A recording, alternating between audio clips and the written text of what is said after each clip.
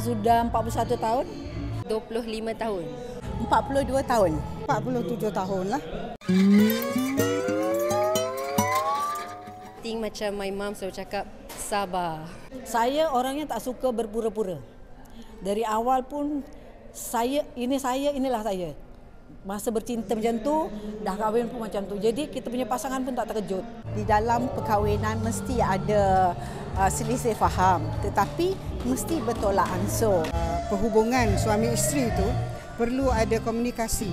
Walaupun perkahwinan tu panjang, setengah orang dah senyap. Masa kita 10 tahun, 7 tahun, 10 tahun itu dugaan tu. As soon as either Nida ataupun dia walk out from the door, kita tak boleh fikir sangat di rumah. Kita tahu kita punya tanggungjawab dah untuk pekerjaan kita, sama juga dengan dia. Bila dia balik memang dia kita punya ataupun kita dia punya. Macam itulah. Ada setengah yang muda-muda ni kan. Yang muda-muda ni bila bercinta, ya Allah, romantik bukan main lah. Jangan banyak pura-pura, jangan banyak nak tunjuk baik, nak ini. Sebab kita ni memang sebetulnya tak ada yang sempurna. Ya kan? Kita ada sisi baik kita, ada sisi tak baik kita. Kalau kita hanya nak menegakkan kebenaran pada kita sendiri, memang satu daripadanya rumah tangga kita akan selalu bergaduh lah. Itu tak kuat iman, memang banyak sangat dugaan yang nak memutuskan, nak macam-macam lah yang cubaan-cubaan luar ni kan. Kepercayaan mesti ada antara satu sama lain. Apapun seorang isteri itu, kalau suami dia ada gini-gini, pasti kita punya perasaan sikit. Sebaiknya kita tanya, tak payah buat bergaduh, tak payah ini apa kan. Sebab soal jodoh ni susah nak cerita kan. Awal-awal okey, lepas tu setelah tu banyak kan godaan dekat luar ni. Itu tergantung dengan pasangan masing-masing. Saya pun tak berani nak cakap. Sediakan keperluan dia, make sure dia ada food kat rumah. Itu yang dapat saya buat yang terbaik lah. Sudah 41 tahun. 25 tahun. 42 tahun. 47 tahun lah.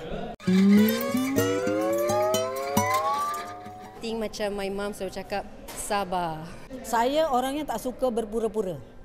Dari awal pun inilah saya.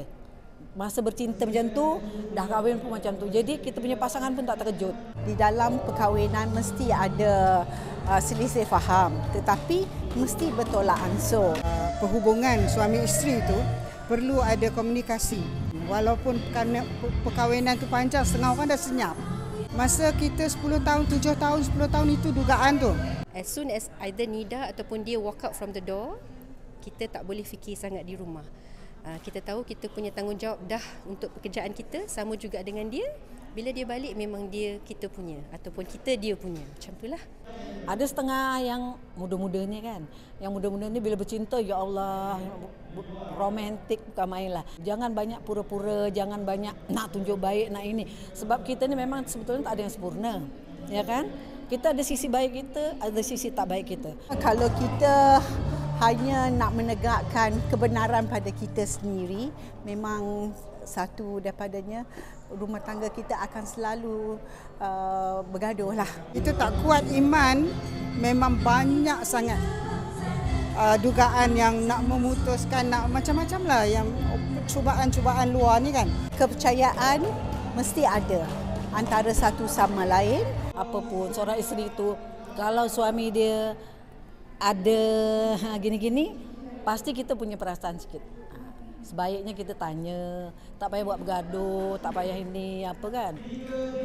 Sebab soal jodoh ni susah nak cerita kan. Awal-awal okey, lepas tu setelah tu banyak kan godaan dekat luar ni. Itu tergantung dengan pasangan masing-masing. Saya pun tak berani nak cakap. Sediakan keperluan dia, make sure dia ada food kat rumah. Itu yang dapat saya buat yang terbaik lah.